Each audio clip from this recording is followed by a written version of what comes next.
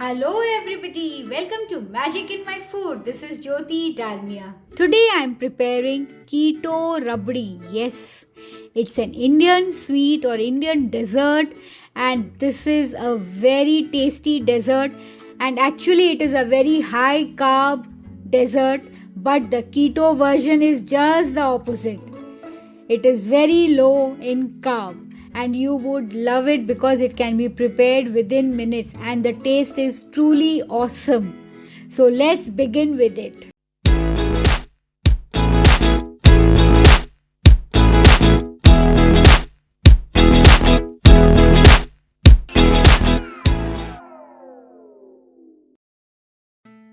So now I've taken a non-stick pan. You can take a die-cast pan even, that is your die-cast iron pan, and I'm putting almond milk to it. Yes, almond milk is being used to prepare the keto rabdi. So I've put in, this is unsweetened almond milk, natural flavor, and now I'm pouring cream into it. And now I'm going to let it boil a bit. See, my cream and milk is getting boiled. Now comes the paneer. This is your crumbled fresh cottage cheese or fresh paneer I've used, of which the water has been squeezed out. This will add a good texture to this rabri. A creamy, grainy texture will come to this rabri, which is required for the rabri. Now I'm adding erythritol, that is your sweetener. You can use stevia, xylitol, monk fruit, whatever you like. I have added erythritol since I had erythritol in my house. This is an Indian dessert and the keto version is very quick to prepare and it is very low in carb. In fact, the normal rabdi is very high in carb and this is just the opposite. This is very low in carb. Now this is the saffron milk I have prepared. This is just, I have soaked some saffron strings into this almond milk.